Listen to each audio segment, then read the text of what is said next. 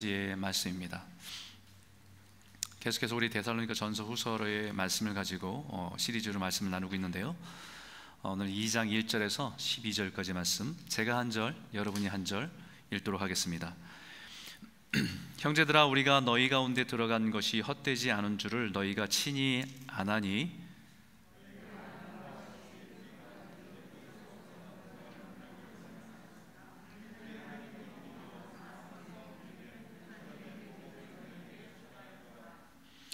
우리의 권면은 간사함이나 부정에서 난 것이 아니요 속임수로 하는 것도 아니라 결심을 입어 복음을 위탁받았으니 우리가 이와 같이 말함은 사람을 기쁘게 하려 함이 아니요 오직 우리 마음을 감찰하시는 하나님을 기쁘시게 하려 함이라. 너희도 알거니와 우리가 아무 때에도 아첨하는 말이나 탐심의 탈을 쓰지 아니한 것을 하나님이 증언하시느니라. 또한 우리는 너희에게서든지 다른 이에게서든지 사람에게서는 영광을 구하지 아니하느니라. 우리는 그리스도의 사도로서 마땅히 권위를 주장할 수 있으나 도리어 너희 가운데서 유순한 자가 되어 유모가 자기 자녀를 기름과 같이 하였으니 우리가 이같이 너희를 사모하여 하나님의 복음뿐만 아니라 우리의 목숨까지도 너희에게 주기를 기뻐함은 너희가 우리의 사랑이 하는 자 됨이니라. 형제들아, 우리의 수고와 애쓴 것을 너희가 기억하리니 너희 아무에게도 폐를 끼치지 아니하려고 밤낮으로 일하면서 너희에게 하나님의 복음을 전하였노라. 우리가 너희 믿는 자들을 향하여 어떻게 거룩하고 옳고 흠없이 행하였는지에 대하여 너희가 증인이요 하나님도 그러하시도다. 너희도 아는 바와 같이 우리가 너희 각 사람에게 아버지가 자기 자녀에게 하듯 권면하고 위로하고 경계하노니 이는 너희를 부르사 자기 나라와 영광에 이르게 하시는 하나님께 합당히 행하게 하려 함이라. 아멘. 한국에 신경숙이라고 하는 작가가 있습니다. 그분이 쓴 소설이 있는데 엄마를 부탁해 라고 하는 소설이 있습니다. 이게 아마 많은 분들에게 여기에 사는 1.5세나 젊은 사람들은 모를 수 있는데, 한국에 계신 분들이나 또 이민자로 살지만 그래도 어느 정도 나이가 있으신 분들은 읽어보신 분들이 꽤 많은 것 같아요. 감동도 주고 또 상도 많이 받았던 작품으로 알려져 있습니다. 간단하게 정리를 하면 서울역에서 자신의 자식의 집을 찾아가던 그 어머니가 남편의 손을 놓쳐버려서 실종된 어머니가 됐습니다. 그래서 그 어머니를 찾는 가족들의 이야기예요. 잃어버린 어머니를 찾는 과정에서 가족들이 어머니와의 여러 가지 추억들을 하나씩 끄집어내면서 어머니를 생각하게 됩니다. 그러면서 그 어머니의 소중함을 다시 한번 느끼게 되고 깨닫게 되는 그런 내용으로 되어 있어요. 그 과정에서 이 큰딸의 주인공인 큰딸이 그동안에 얼마나 어머니란 존재는 자기가 무엇이든지 부탁해도 되는 존재, 늘 부탁만 하고 살았던 자신의 인생을 생각하면서 어머니의 그 고마움, 그 의미를 다시 한번 깊이 생각하게 되는 모습이 있습니다. 그러고 나서 마지막 장면이 가장 인상적인데 끝내 어머니를 찾지 못합니다. 그렇지만 그 큰딸이 로마의 베드로 대성당에 가게 됐는데 거기에 미켈란젤로의 피에타상, 이 사진과 같은 이 피에타상을 보면서 십자가상에서 피를 다 쏟고 죽은 예수님을 안고 있는 마리아의 모습이지요. 이 모습을 보면서 마치 어머니가 자신들을 이렇게 품고 살아왔던 그 어머니의 모습을 거기에서 생각하게 돼요. 그러면서 그 자리에서 일어나서 성당을 나가면서 한마디 이렇게 독백으로 내뱉은 말이 있습니다. 부탁해, 엄마를 부탁해. 하나님께 소중한 엄마를 부탁한다는 간절한 마음을 그렇게 표현하고 있는 것입니다. 여러분, 부탁한다는 말은 참 특별한 말이에요. 그죠? 부탁합니다. 청탁이 아니라 이거 부탁한다는 말은 누군가에게 나의 소중한 것을 맡기면서 할 수 있는 말입니다. 아버지가 딸을 시집 보내면서 사위에게 내 딸을 잘 부탁하네 이런 말들을 하잖아요. 그럴 때 그 아버지의 마음은 정말 그 딸을 사랑하고 소중한 마음을 담고 있는 말이 담겨져 있고, 또 하나는 사위에 대한 신뢰와 기대를 가지고 하는 말이 부탁하네 라고 하는 말입니다. 사도 바울은 자신이 사도로 살아가는 삶의 중요한 목적을, 의미를 여기에 두고 있습니다. 오늘 읽었던 말씀인데 4절인데요, 같이 한번 읽어보겠습니다. 함께 읽겠습니다. 시작. 오직 하나님께 옳게 여기심을 입어 복음을 위탁받았으니 우리가 이와 같이 말함은 사람을 기쁘게 하려 함이 아니요 오직 우리 마음을 감찰하시는 하나님을 기쁘시게 하려 함이라. 사도 바울은 자신의 삶의 의미, 자신이 감당한 사명의 의미, 이것을 복음을 위탁받은 자라고 인식합니다. 하나님으로부터 복음을 부탁받은 사람으로 생각한다는 것이죠. 그런데 더 깊은 것은 자기 자신은 그럴 만한 자격이 없는데 하나님께서 가장 소중한 것을 부탁하셨다라고 하는 것입니다. 우리가 너무 중요한 것을 우리에게 부탁하면 우리는 그것을 감당할 만큼 그렇게 내가 신뢰를 받고 있는가라고 하는 생각이 들 정도로 우리는 그 마음에 부담을 갖게 되죠. 자신은 그럴 자격이 없는데 하나님은 나를 옳게 여겨, 나를 의롭다고 여겨, 나를 신뢰하고 믿어서 복음을 맡기셨다라는 것입니다. 이것은 사도 바울뿐만 아니라 예수 그리스도를 주로 믿어 구원을 받은 백성이라고 한다면 우리 모두에게 해당되는 말씀입니다. 그래서 고린도후서 5장 17절에서 19절에 이렇게 말합니다. 그런즉 누구든지 그리스도의 안에 있으면 새로운 피조물이라. 이전 것은 지나갔으니 보라 새 것이 되었도다.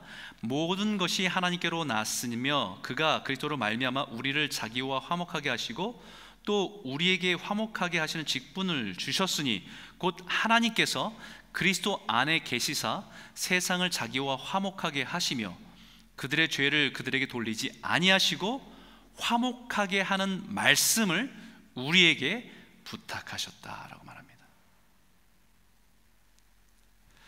화목하게 하는 말씀을 우리에게 부탁하셨습니다. 화목하게 하는 일이 죄로 인해서 깨어진 죄인들과 하나님 사이를 연결해서 연합하고 하나가 될 수 있도록 하는 일을 우리에게 부탁하셨다라는 겁니다. 그 화목하게 하는 일이 복음을 전하는 일입니다. 그 일을 바로 우리에게 부탁하신 것입니다. 부활하신 예수님이 제자들에게 부탁하신 일입니다. 이 일을 하라고 우리에게 직분을 주셨다고 합니다.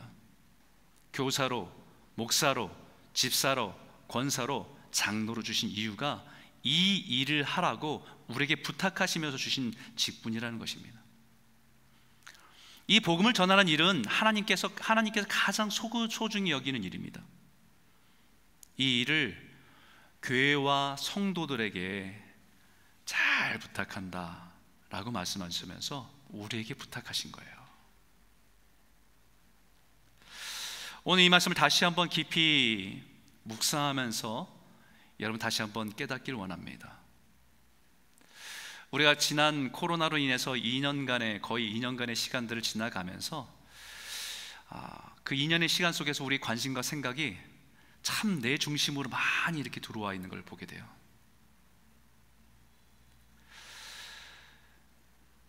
나의 안전, 나의 건강, 우리가 이렇게 내 중심적으로 바뀌면서 우리의 관심은 하나님께서 우리에게 맡기신 복음 전하는 일에 참 많이 우리는 그 마음을 잃어버리고 살아가지 않나라는 생각을 하게 됩니다.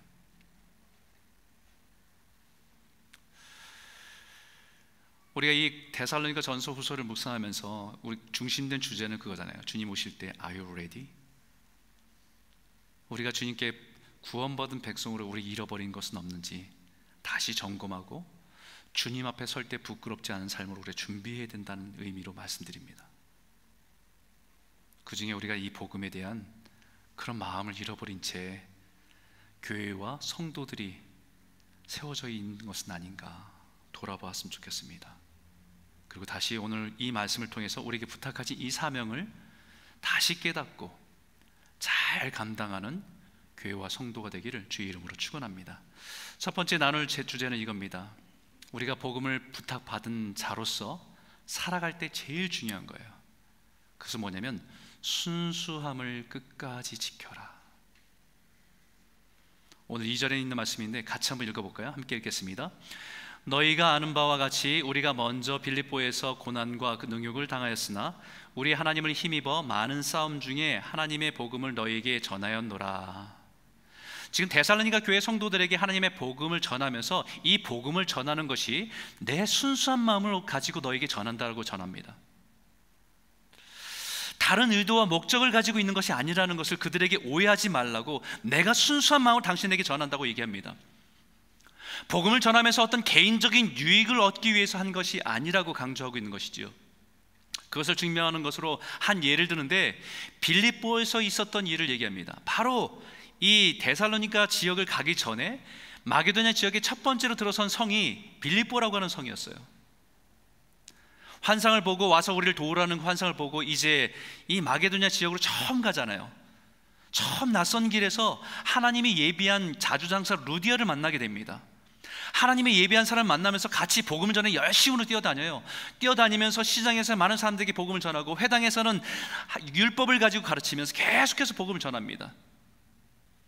그러던 중에 길거리에서 귀신 들린 여자아이를 데리고 그 귀신 들린 여자아이를 통해서 사람들이 와서 자신의 인생에 대해서 미래에 대해서 물어보면 점치고 그들에게 돈을 받는 비즈니스를 하는 사람들이 있었습니다. 신 내린다고 하죠. 뭐 그런 분위기로 아마 영적인 그 비즈니스를 한 사람들이 있었던 거예요. 근데 복음을 가지고 그 여종을, 귀신 들린 여종을 예수의 이름으로 귀신을 내어쫓습니다. 회복이 됐습니다. 치유가 됐습니다. 너무 기뻐할 일이고 너무 감사할 일입니다. 하지만 손해보는 사람들이 있었습니다. 그 여종을 데리고 장사를 하던 사람에게는 커다란 손해였습니다. 더 이상 장사를 할 수 없게 됐지요. 그래서 정부에다 이 사람들을 고발합니다. 바울과 실라를 고발해서 이 바울과 실라가 복음을 전하다가 사람을 귀신 내어쫓고 사람을 치유하다가 감옥에 갇힙니다. 옷이 찢겨지고 매 맞고 차가운 감옥에 던져집니다. 여러분, 그 일을 겪고 난 이후에 다시 데살로니가에 들어가서 똑같은 복음을 전하고 있다는 거예요. 만약에 그것이 자신의 유익을 위하는 일이었다고 한다면 그런 고난과 능욕을 당하면서도 똑같이 그 일을 할 수 있겠습니까? 여전히 데살로니가 교회의 도시에도 복음에 대한 적대적인 유대인들이 살벌하게 있었고 세상은 복음에 대해서 적대적인 분위기였습니다.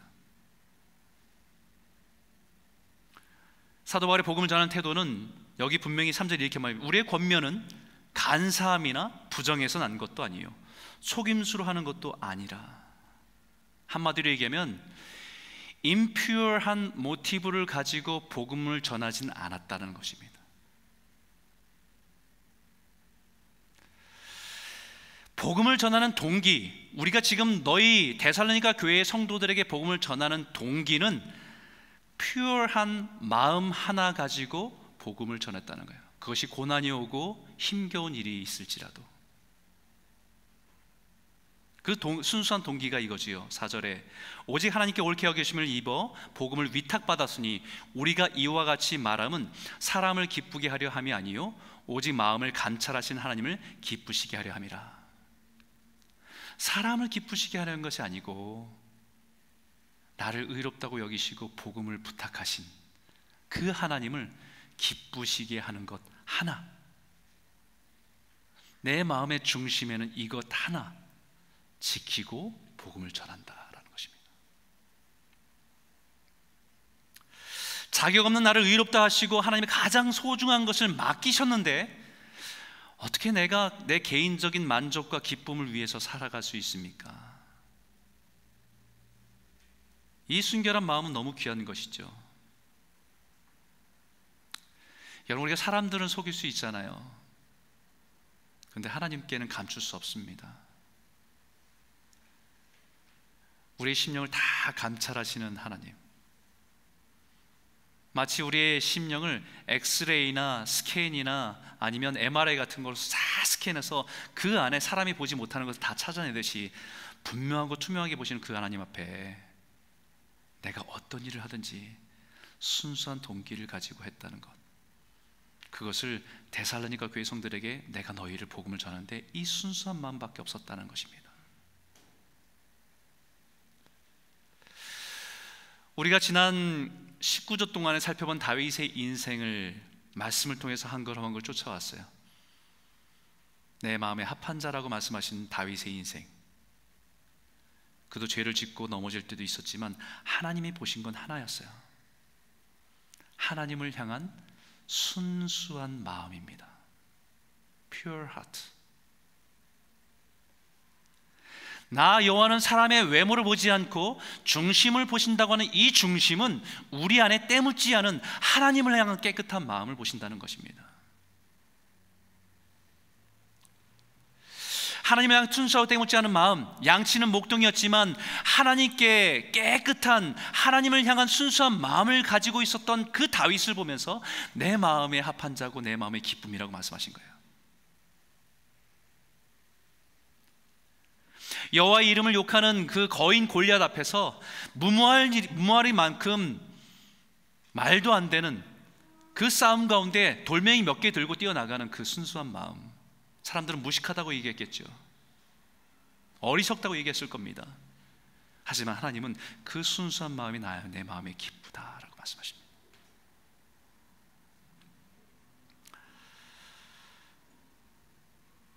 지혜를 구하는 솔로몬에게도 하나님이 기쁘시게 여길 때가 있었습니다. 그것은 다른 것을 구하지 않고 자신의 유익을 구하지 않고 하나님의 백성을 어떻게 지혜롭게 이들을 인도할 수 있습니까? 라고 하나님께 순수하게 물을 때 하나님 그를 보시면서요 기쁘게 여기셨습니다. 그런데 문제는 이 순수함이 시간이 흘러가면서 여러 가지 상황 속에서 변질되고 때가 묻기 시작하는 게 문제지요. 5절과 6절에 이렇게 말합니다. 너희도 알거냐 우리가 아무 때에도 아첨하는 말이나 탐심의 탈을 쓰지 아니한 것을 하나님이 증언하시느니라. 또한 우리는 너희에게서든지 다른 이에게서든지 사람에게 영광을 구하지 아니하였노라. 처음에는 다 순수한 마음으로 시작합니다. 시작은 다 거룩한 비전과 꿈을 가지고 뜻을 가지고 시작합니다. 그런데 그 끝에 그 마음을 지키지 못하는 게 늘 문제였어요.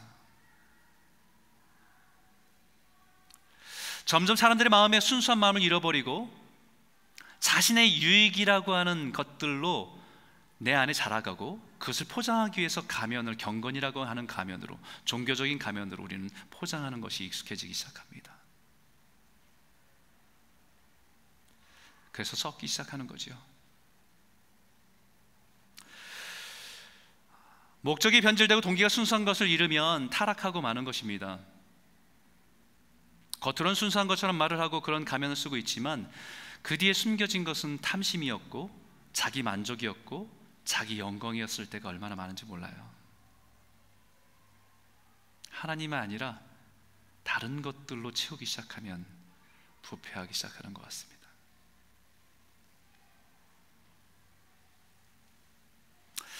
우리는 지난 우리들의 신앙을 돌아봐야 할 때인 것 같습니다. 지난 한국교회가 걸어온 길, 이민교회로 그 역사 속에서 걸어온 길, 개인적으로 우리의 신앙의 여정들을 뒤돌아봐야 됩니다. 우리가 정말 하나님의 은혜로 인해서 순수하게 반응하면서 예배하고 하나님을 사랑했을 때, 그러나 오늘날 우리의 모습에서는 그 순수함은 가면일 뿐이고 그 뒤에 얼마나 많은 것들이 우리의 마음들에 오염되어 있는지를 모릅니다. 저도 이 말씀을 준비하면서 제 모습을 생각해 보았어요. 목회를 처음 시작하면서 천마산 기도원에서 금식하면서 하나님 정말 이 길을 가야 합니까? 라고 부르짖고 기도하던 때에 그 순전한 마음 얼마나 남아있을까? 교회를 10여 년 전에 시작하면서 개척하면서 하나님 주신 그 마음 하나 가지고 시작했던 그 마음 지금은 얼마나 남아있을까?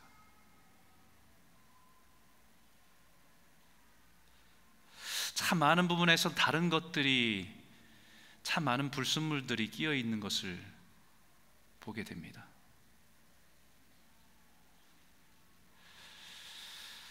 여러 가지 사역을 하고 여러 가지 프로젝트를, 대단한 일을 한다고 했지만 사실은 그 가면 뒤에는 우리들의 안일과 탐심으로 가득 차 있는 것을 가리기 위한 포장일 뿐이었다는 생각을 지워버릴 수가 없습니다.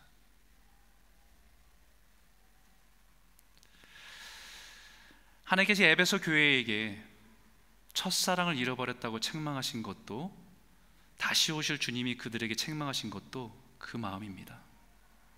첫사랑, 주님을 향한 깨끗하고 순전한 그 마음.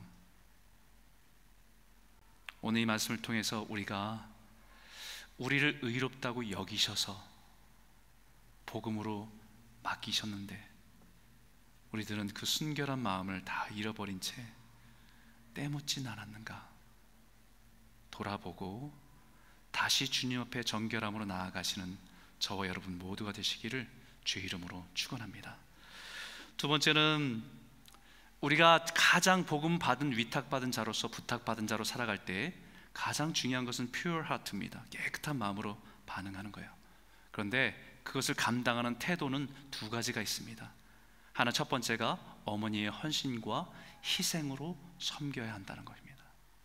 7절인데 우리 같이 한번 읽어볼까요? 함께 읽겠습니다. 우리는 그리스도의 사도로서 마땅히 권위를 주장할 수 있으나 도리어 너희 가운데 유순한 자가 되어 유모가 자기 자녀를 기름과 같이 하였으니. 부탁하신 복음을 전하는 가장 중요한 것은 순수한 마음입니다. 그것을 가지고 끝까지 감당하는 것입니다. 그런데 그 마음, 복음을 전하는 자로서 살아가는 삶의 태도는 첫 번째는 어머니의 헌신과 희생으로 섬겨야 한다는 것입니다. 자신의 삶을 헌신하는 것입니다. 내 삶을 내어주는 것입니다. 사도 바울은 데살로니가 교회와 성도들에게만 그렇게 한 것이 아니라 자신이 만나는 모든 교회들마다 자신은 성도들을 대할 때마다 그렇게 대했다고 그렇게 고백하고 있습니다. 고린도서 12장 15절에 이렇게 말하죠. 내가 너의 영혼을 위하여 크게 기뻐함으로 재물을 사용하고 또 내 자신까지도 내어주리니 너희를 더욱 사랑할수록 나는 사랑을 덜 받겠느냐라고 말합니다. 이것은 개역 개정의 버전이지만 그 전에 개역 성경의 버전에는 더 노골적으로 표현했습니다. 내가 너희 영혼을 위하여 크게 기뻐함으로 재물을 허비하고 또 내 자신까지 허비하리라 라고 말씀했습니다. 복음을 위해서 자신의 시간을 허비했다고 얘기하고 복음을 위해서 자신의 물질을 허비하고 인생을 허비했다고 표현하고 있습니다. 이 허비했다는 표현은 웨이스팅이죠. 세상의 기준으로 볼 때는 허비한 것처럼 보이지라고 하는 뜻입니다.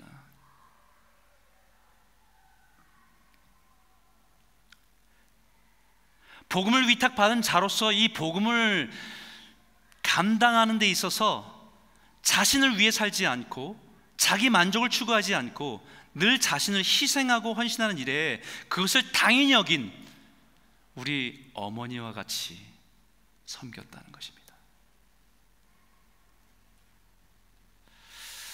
평생 자녀들을 위해서 헌신하고 희생하고 살았으면서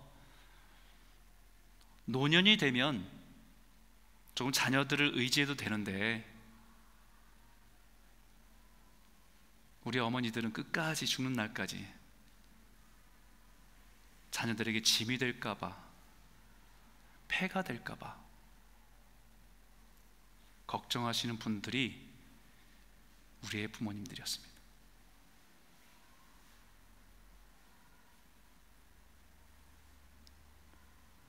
평생 자신을 희생하고 헌신하고 자기 것을 챙기지 못하고 다 나눠주면서 이제 노년이 돼서 좀 자식들에게 좀 의지하고 좀 받고 지금 살아도 되는데, 그나마 그 남은 인생조차도 자기 자녀에게 짐이 되고 싶지 않은, 폐를 끼치고 싶지 않은 마음을 가지고 살았던 분들이 우리 어머니들입니다.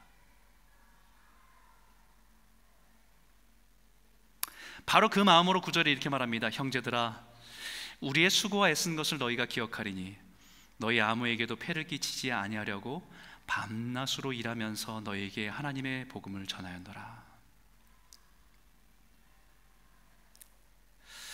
교회와 성도들을 위해서 수고하고 애쓰고 이제까지 얼마든지 자신에게 보상을 기대할 수 있습니다. 수고한 만큼 보상을 기대할 수 있겠지요. 그것은 권리입니다. 그러나 끝까지 폐를 끼치고 싶지 않다는 것이죠. 그들에게 짐이 되고 싶지 않다는 것입니다. 사도 바울의 희생과 헌신을 생각해 보면 그 성도들은 그 마음을 모르는 것 같아요. 그 희생과 헌신을 당연히 여기는 것 같습니다. 마치 자녀들이 어머니가 부어주신 헌신과 희생은, 자기에게 부어진 희생과 헌신은 당연한 것을 여기는 것처럼, 그런 모습을 세상 사람들이 보면 사도 바울의 인생을 허비했다, 낭비했다라고 말할 것입니다.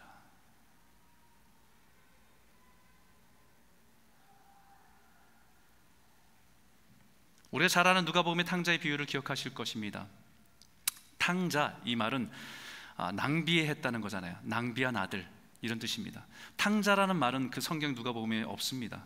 그 내용을 보고 탕자의 비유라는 제목을 붙인 거예요. 근데 팀 켈러 목사님은 이 누가복음 15장에 있는 이 둘째 아들 탕자의 비유를 보면서 제목을 탕자의 비유가 아니라 탕부의 비유가 맞다라고 얘기합니다. 모든 걸 다 허비한 아버지의 이야기라는 거예요.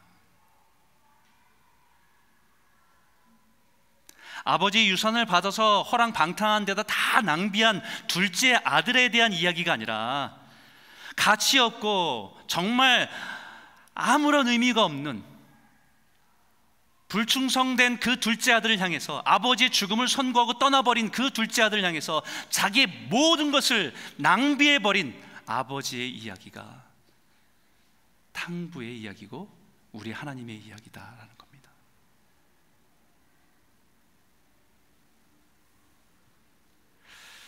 그 아버지의 가장 큰 허비, 그것은 자신이 가장 소중히 여기는 독생자 아들 예수를 우리와 같은 가치 없는 우리에게 내어주신 허비, 그 낭비가 가장 큰 낭비라는 거예요.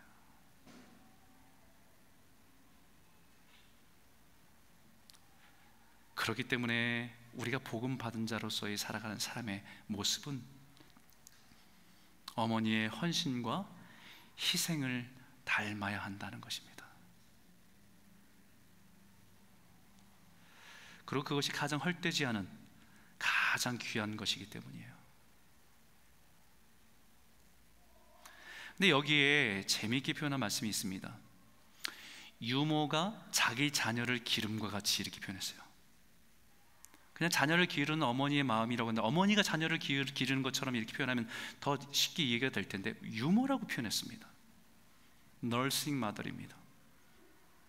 그런데 그 태도는 자기 자녀를 키우는 것 같은 동일한 사랑을 가지고 아기를 돌보는 마음입니다. 근데 유모예요.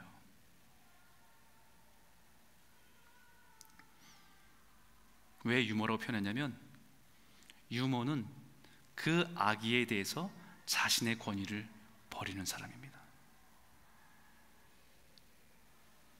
그 아이에 대해서 권리를 주장하지 않습니다. 아무것도 주장할 수 없습니다. 단지 맡겨진 아이를 내 자녀를 키우는 것처럼 온갖 사랑을 부어주면서 헌신하고 희생으로 섬겨야 하는 사람이 유모라는 거죠.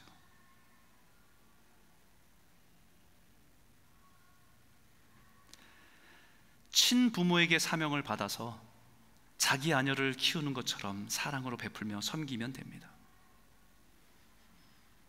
하나님께 맡겨진 사람들을 섬길 때에 나에게는 시간이 소비되고 허비되고 내 물질이 허비되는 것 같아서 때로는 상처를 받지만, 그러나 그것이 가장 가치 있는 일이고 그것이 생명을 키우는 일이고 하나님을 기쁘게 하시는 일임을 우리에게 말씀하고 있는 거죠.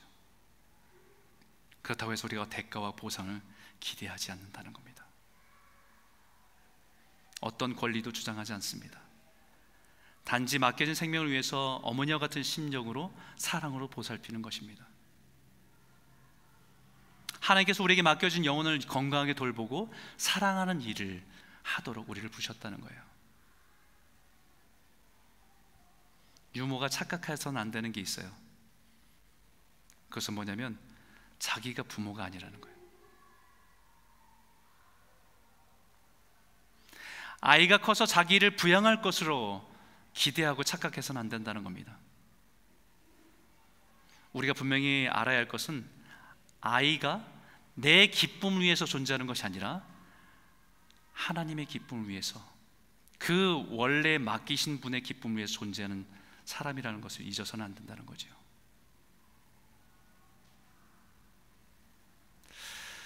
때론 이것이 우리에게 서운함이 될 수 있어요. 우리가 주님이 받은 복음을 받은 자로서, 부탁받은 자로서 섬기는 자리에 서게 되죠. 그러다 보면 내 헌신과 내 사랑과 다 이것을 내어줍니다. 시간도 물질도 관심도. 그런데 돌아오지 않을 때 서운하죠.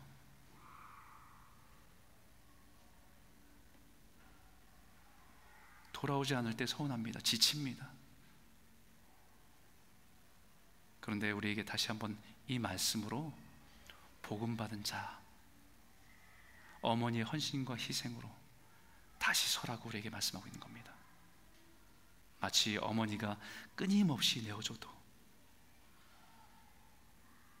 오늘 이 말씀을 통해서 다시 한번 우리 마음들이 회복되고 치유되어져서 주님이 부탁하신 일을 어머니의 헌신과 희생으로 다시 한번 감당하며 나아가는 저와 여러분 모두가 되시기를 주의 이름으로 축원합니다. 두 번째는요, 아버지의 마음으로 권면하자. 우리 12절에 있는 말씀인데 같이 한번 읽겠습니다. 시작. 너희도 아는 바와 같이 우리가 너희 각 사람에게 아버지가 자기 자녀에게 하듯 권면하고 위로하고 경계하노니. 복음을 부탁받은 자에게 요구되는 태도는 첫 번째는 어머니와 같은 헌신과 희생입니다. 두 번째는 아버지의 사랑입니다. 어머니의 사랑이 희생과 헌신으로 표현됐다고 한다면 아버지의 사랑은 격려와 경계로 표현됩니다. Encourage and urge you. 격려는 지치고 넘어진 자를 다시 일으켜줘서 위로해서 격려해서 다시 나아갈 수 있도록 하는 것이 격려입니다. 경계는 방향성입니다.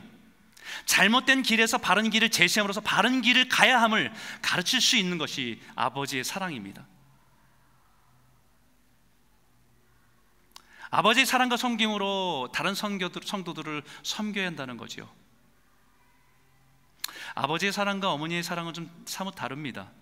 마치 어머니의 사랑은 가슴으로 따뜻하게 품어주는 체온을 느낄 수 있는 헌신과 사랑의 모습이라고 한다면, 아버지의 사랑은 낙심하고 나약해진 아들을 향해서 강한 목소리로, 그럴 때 있잖아요, 우리 남자가 그럴수록 어깨를 펴고 다녀야지, 이렇게 아버지 한마디 하는 던지는 그 말, 책망하는 것 같지만 다시 일어서게 하는 말입니다.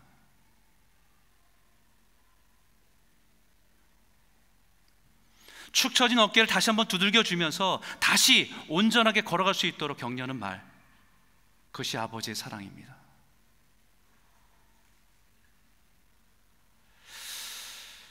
때로는 빗나가고 어긋난 삶에 대해서 매를 들어서라도 고치려고 하고 징계하는 아버지의 모습이 아버지의 사랑입니다.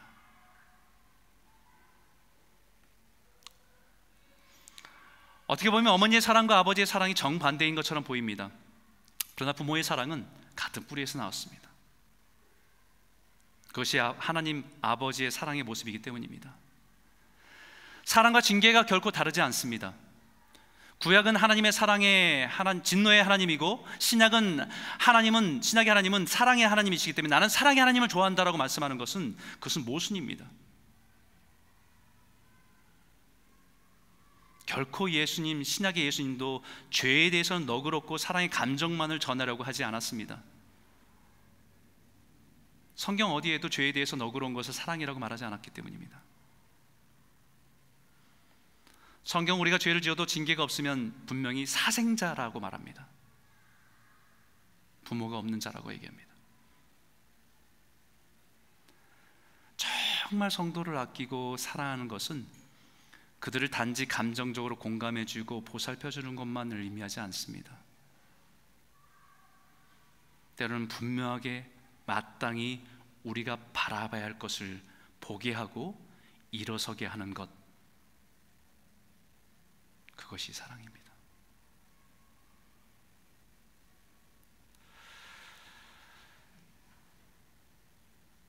우리의 신앙을 돌아보면 우리의 신앙이 참 나약해졌어요.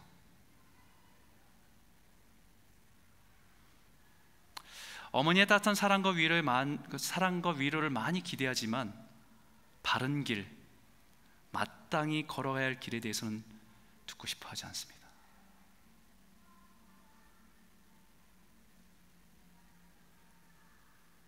넘어진 아이가 무릎이 깨지면 그 아이에 와서 그 무릎을 털어주고 아이고 우리 아들 다쳤으냐고 하면 그 마음을 위로해주는 어머니의 마음은 참 귀하고 우리 마음에 따뜻하게 하지요. 그런데 일어나 툭툭 걸어서 가야 할 길을 거하게 하는 것 또한 아버지의 사랑입니다.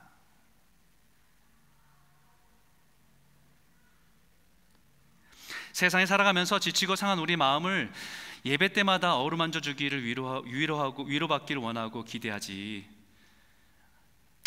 따끔하고 분명 우리의 양심이 찔림을 받아서라도 우리가 마땅히 걸어가야 할 길에 대한 그 말은 외면하고 싶고 피하고 싶은 세대가 된 것 아닙니까?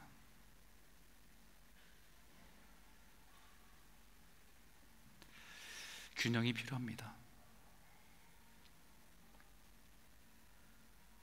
왜냐하면 우리가 자녀를 양육할 때도 어머니의 사랑이 지나치면 나약한 자녀밖에 되지 않습니다. 부모의 사랑은 균형 있게 그 아이에게 마땅히 어떠한 사람이 되어야 할지를 가르쳐야 되는 것이 어머니와 아버지의 사랑이기 때문입니다. 우리 12절에 있는 말씀인데 우리 한번 같이 한번 읽어볼까요? 함께 읽겠습니다. 시작. 이는 너희를 부르사 자기 나라와 영광이 이르게 하시는 하나님께 마땅히 행하게 하려 함이니라. 우리의 십자가의 사랑과 공의로 하나님의 자녀로 부르신 목적이 바로 여기 있습니다. 하나님 앞에 온전하게 합당하게 살아가게 하기 위함입니다.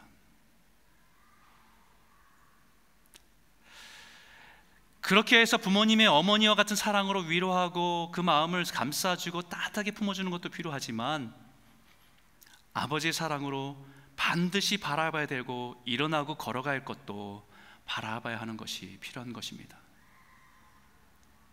우리를 하나님의 자녀로 부르신 것은 하나님의 뜻대로 하나님의 나라와 영광에 이르도록 합당한 길을 따라 순종하며 나아가라고 우리를 부르셨다는 것이죠. 찬송 중에 이런 찬송의 가사가 있습니다. 우리가 지금은 나그네 되어도 화려한 천국에 머지않아 가리니 이 세상이 있을 때 주 예수 위하여 끝까지 힘써 일하세. 주 내게 부탁하신 일 천사도 흠모하겠네. 화목해 하라신 구주의 말씀을 온 세상 널리 전하세. 주님께서 부탁하신 일, 그것은 천사도 흠모하는 일이라고 말합니다. 천사가 할 수 없는 일이에요. 하나님의 자녀들이 잃어버린 사람들을 주님께로 이끌어가는 것, 그것은 하나님의 백성들에게 부탁하신 일이다.